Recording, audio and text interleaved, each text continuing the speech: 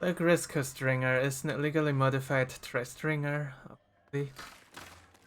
Mechanically it works exactly like it pretty much. If you do the first circle of charge, you get explosives. Explosives are dealing much per shot. I believe still 30. So that should still be 30. So we are not really using them for much. They're more and they're spread out more. What I find is the best use for them is to revive people, mainly that are still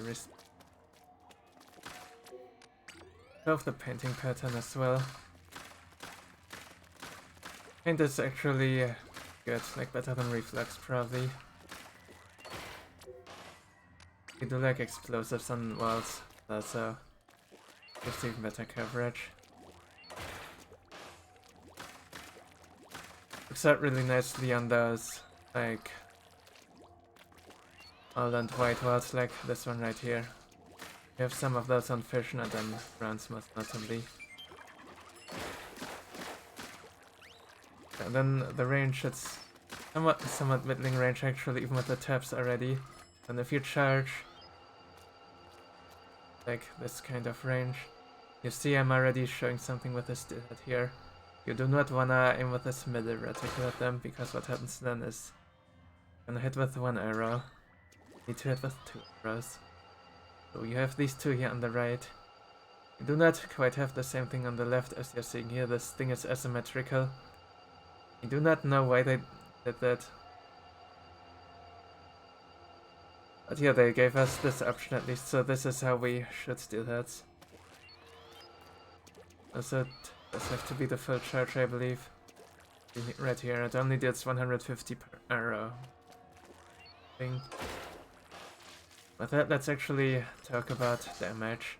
So if you hit all of them, like so, then it deals 1350 damage. This one-shots every regular boss ever, with some overkill. You may remember 1200 HP is the max that anything has. So you can actually miss one arrow and you're still gonna win that. That would be 8 out of 9. Well, flippers, if they're like above you, then you will usually not one-shot them. I've tried it. If you can have like the high ground on them, then you can go for it. But other than that, I would say just prioritize. So, of course, you can like shotgun big shots. You can shotgun drizzlers. You can shotgun mass. Be close to them. And then of course the 500 HP bosses as well. But let's noteworthy is you cannot really snipe them from a distance with this. You're only gonna deal 150 to them probably. Or if you do this still, then you can do the 300. You can do that twice and it's like okay. But better to just drop them and get on top of them and then point blank them. Then you might not even need to do full charge, like just partial or double tap them or whatever. Like this is a partial right here. Wasn't something like this. You one shot, and if not, then just send a tap after, and that will do it.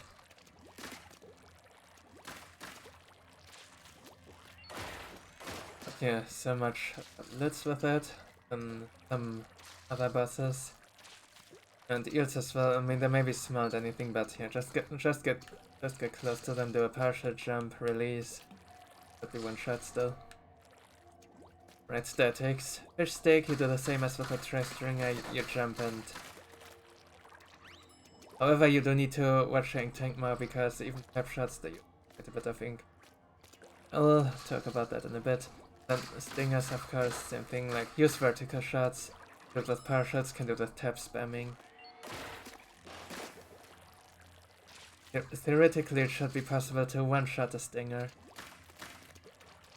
But of course it would be rather precise, and it's not the end of the world if you like...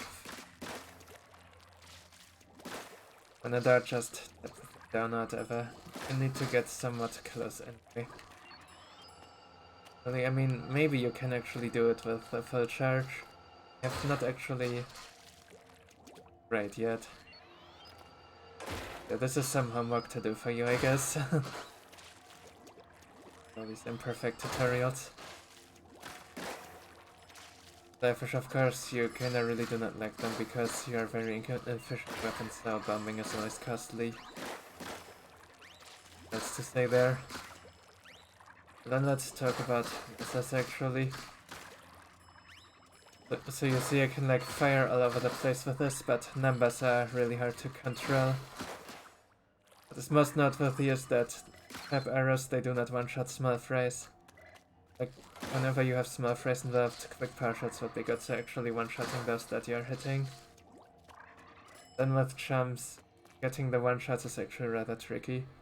You get a partial where one arrow one-shots actually takes a while, like it's more than the full circle actually, as you've seen here.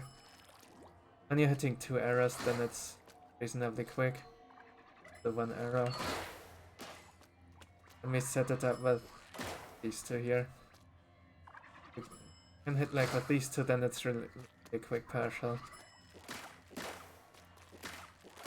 Not too quick still though. Yeah, anyway, what you can do when you have like mixed crowd of whatever lessers in front of you. The taps are quick partials a bunch and break back. That should usually like kill a good amount of them. And for cohorts, same thing, get close and them with many arrows. Gonna get rid of them fast. Of course, jumping also helps to hit more of them than like the horizontal thing. Usually partial plus tap will do it. That. Right, let's actually talk about ink efficiency management here. Done that before. So your tap spamming it, 11 shots. Then you're empty. If you're doing full charges, then it's... That wasn't a full charge. Yeah, it's 4.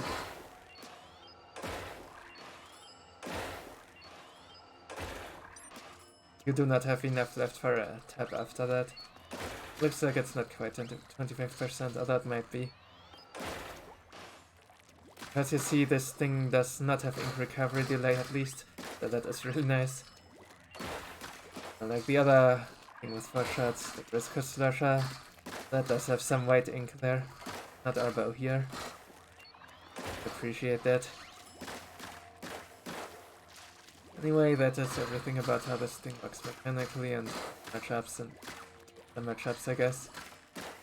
Talk about some night waves here. First up, gorillas. You're like not amazing against small frays, but you do like also get on the comp. But other than that, like mostly shotgun gorillas, you can take them down really fast for obvious reasons. Have like very big DPS, you're literally competing with devils. You might just have more DPS than devils, I'm not sure. You can hit enough of your arrows, that is. You're definitely also good at stunning, at solo stunning, even if you can get like good enough arrows in. Only need to hit 3 of them from a full charge and it's stunned. But then when it's stunned, like, just hit the damn gorilla. Goldie seekings, similar thing, get close to the Goldie, shotgun it. The nice thing here is you can actually not even over damage it, so they will never XP skipped. Because you're only dealing 150 max per shot anyway, and that is how the game is gonna register it. It is not gonna do this kind of thing here. Like, it assumes you're gonna deal 1000 damage or whatever. No, it's always multiples of 15, each one counts individually, so will not sacrifice X, you can just do whatever with the Goldies. Like early shots are usually gonna be charges, and then they're done with it. Moving, like, you don't need to move with it. That is of course faster if you're like just the bench. Do whatever feels best and you'll be fine, and you'll hopefully kill that Goldie. Rush is of course not great with this. I recommend partials for 50 damage. So roughly this. Yeah, roughly half of the first circle. Or alternatively the whole first circle and putting out all those explosives that work. And then of course you can also kill Goldies really nicely. It's like, I guess, flexible. However, unlike the Tri-Stringer, it's really bad with its ink, so I'm not really sure which one is actually better for Rush, honestly. This one definitely more powerful out of it's more ink hungry, really Rush for the most part. I find that I will not carry the wave freely. But Mouse, you're not really efficient against Lyssa, so I mean, if you can hit this swarm of Kirks from the side, well, your comp doesn't really have nice Kirk weapons. Then it does really help, of course. It does then. Other ship, if there's no ranged weapon in the comp, you can do the thing where you stand like and try to hit chunks of a basket or barrel. But other than that, just be wherever and you have an actual long comp. Has this with its problems and such to get range. It's not exactly the best for that sniping job. But it's serviceable at least if it has to. Wave. That is correct charge. If you can get a cannon, that is nice. You're probably not too great outside of cannon, but it works still. But fuck, that's just really. That leaves us with extra waves. There is actually a lot to say about extra waves. This thing, what it mainly does is completely trivialize Kohozuna. Like you just hit the Kohozuna with all your arrows. If you're far away, you charge the full thing. If you're close, you can also tap spam at a bunch. Yeah, Kohozunas will go down really fast. Like, pretty much every world record time ever has probably been done with a Grizzco. Ouroboros, on the other hand, not quite as good there. Like, still good of course, but nothing to write home about really. The main thing that is interesting there that you can do is do horizontal shots on Ouroboros during downtime. And gonna take out a good chunk of its health too. Not as much as Kohozuna though, it does have more HP.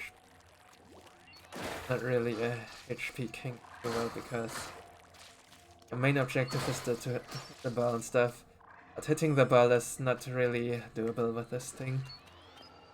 Whether you do horizontals or verticals. Just gonna deal like 300, 450 damage to it or something like that.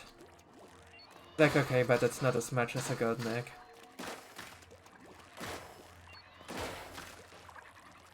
But basically, how you wanna play the Ouroboros wave with this is just be flexible and do a little bit of everything. Like during downtimes, like when you're somewhere near its tail or actually at its head but don't have a golden egg or do have a golden egg but are just waiting, then you can do like one shot and then let the golden egg after. Something like that. You can also of course control bosses really well, just shotgun bosses. Or kill them with X because that is even faster of course. If you don't have X then you can just shotgun them and then you will have neck if close enough. And kill the next boss with neck and stuff. They're not less as inefficient as you are at it, but it still helps, of course. The helping with ground control is definitely good with this, and when there's nothing to do on the ground, then by all means, it's bonus as well. So yeah, it's a very different game in it.